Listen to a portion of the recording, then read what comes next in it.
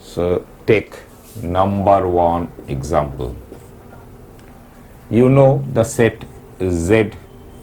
Z is the set of all integers, and let rho be a binary relation defined on the set Z as follows.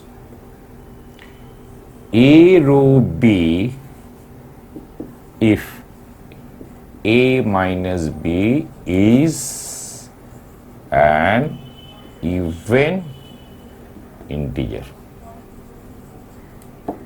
Okay, so clearly A and B comes from the set Z, so AB belongs to Z. So is the question clear? You have A has row relation with B if A minus B is an even integer, or you can say that if A minus B is an even integer, then A row B. Or in set theoretic notation, if A minus B is an even integer, then first bracket AB belongs to row, or if first bracket AB belongs to row, then A minus B is an even integer. Now we want to check whether this relation is reflexive or not. So again, take a pause and think deeply. What is your answer? Is it reflexive? So let us check this fact. Take A, any element of Z, then A minus A is an even integer, so A row A. So thus we have A row A for all A belongs to Z, so row is reflexive. Okay.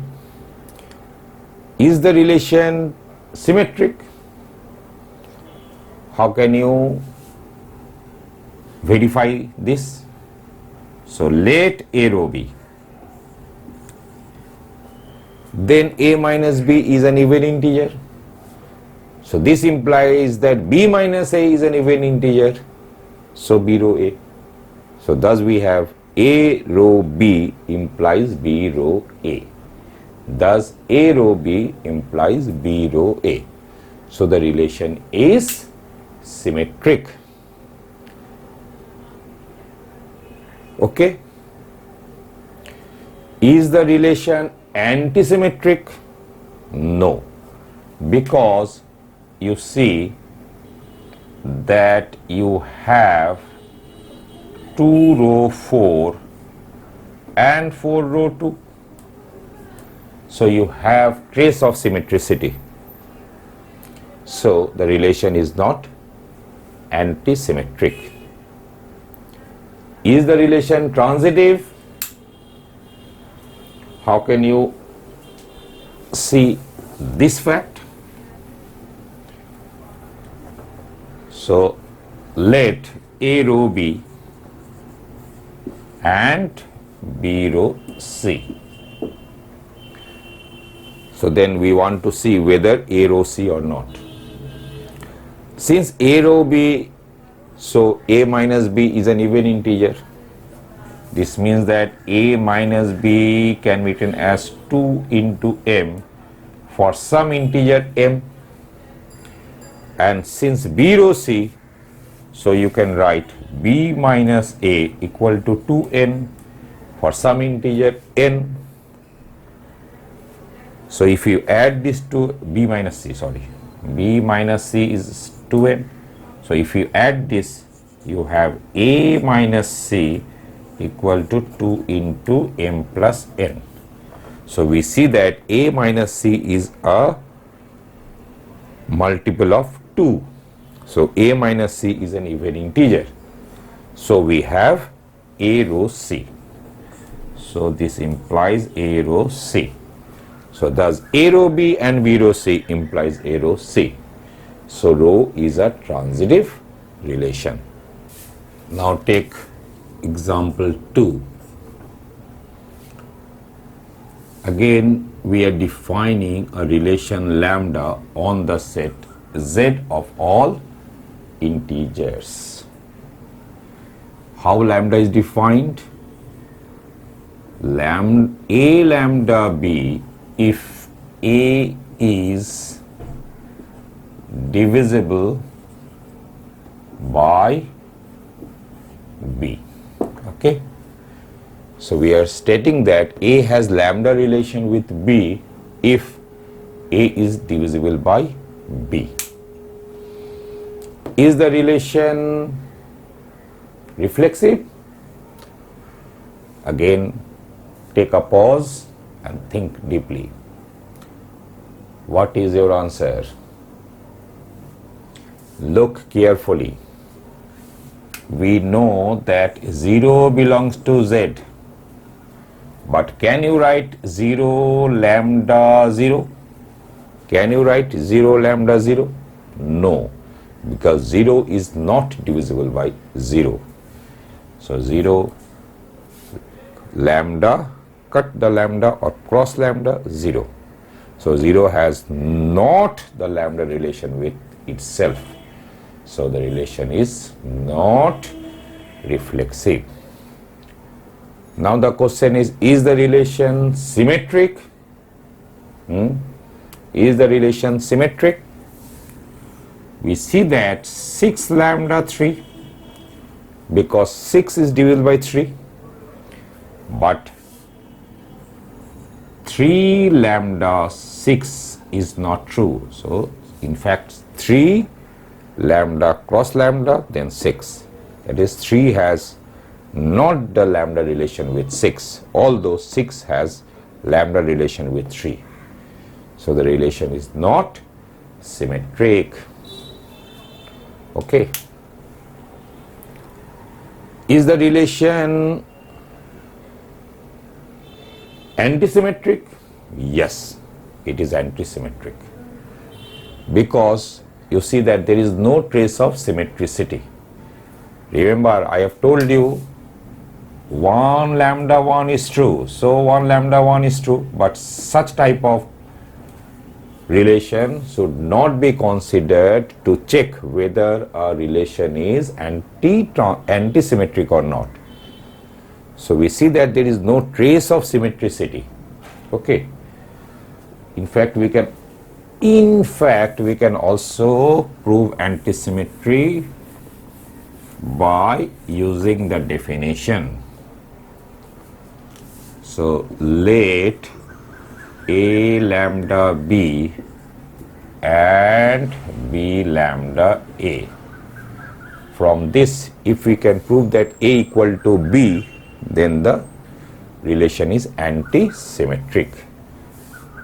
Now since A lambda B, so this means that A is divisible by B. A is divisible by B means what? You can write A equal to K1B for some K1 belongs to Z, right? And since B lambda A, so B is divisible by A, so you can write B equal to K2 A for some K2 belongs to Z. So, but look here, A equal to K1B and B equal to K2A can hold only when, these two can hold only when K1 equal to K2 equal to 1. So thus A equal to B. So A lambda B and B lambda A implies A equal to B. So the relation is antisymmetric. It is asymmetric as well as antisymmetric. Now what about transitivity?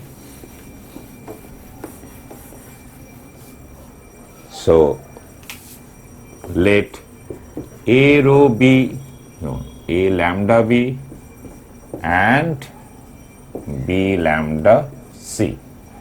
From here, if we can say that A lambda C, then it is transitive. This means what? This means that A equal to K1B for some K1 belongs to Z, and from this implies B equal to K2C for some K2 belongs to Z. So from these two you can write A equal to K1 K2C. So this means that A is divisible by C. So this implies A lambda C. So the relation is transitive. So we find that the lambda relation that has been defined on Z is not reflexive, not symmetric, antisymmetric, and transitive. Now take one more example, number 4. Here let capital R, this stylized R, be defined on the set R of all real numbers given by A or B if 1 plus AB greater than 0. Clearly A comma B comes from the set R.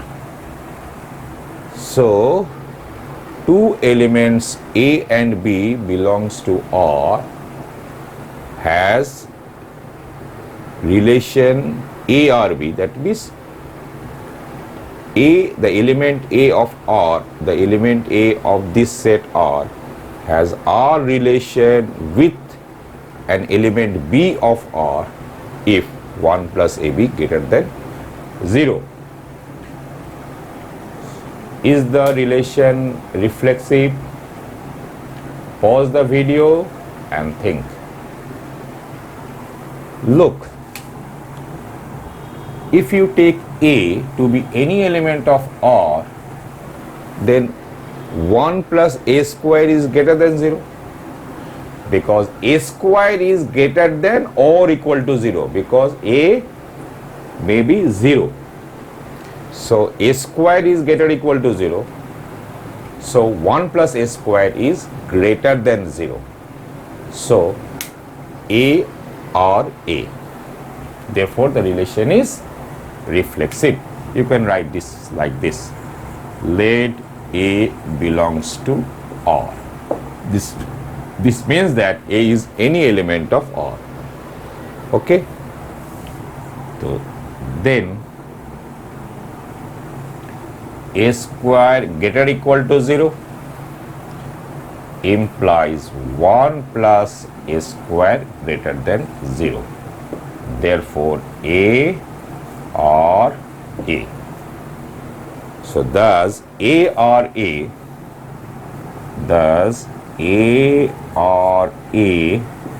for all A belongs to R. Therefore R is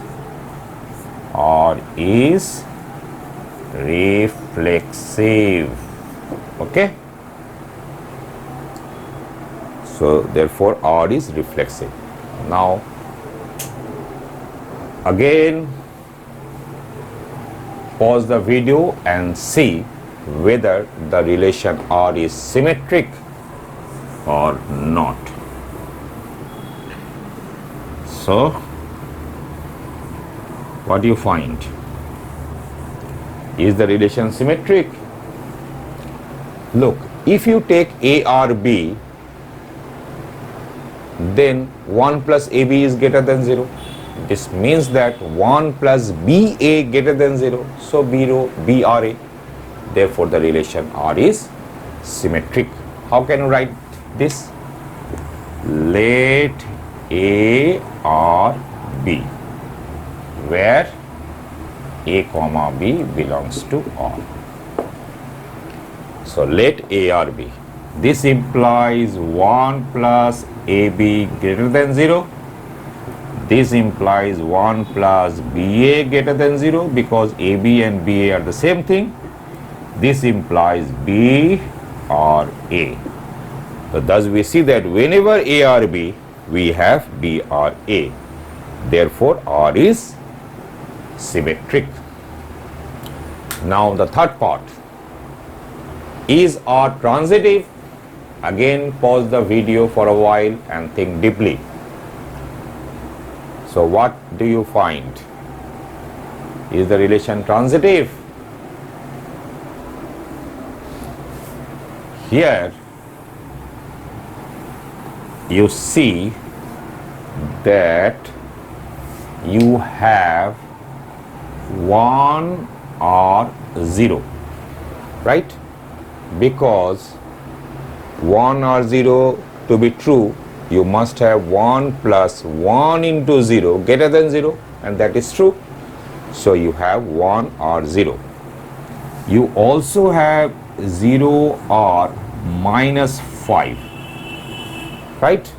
Because in order that 0 or minus 5, you must have 1 plus 0 into minus 5 greater than 0, and that is also true. So you have 0 or minus 5. But can you write 1 or minus 5? No. Why?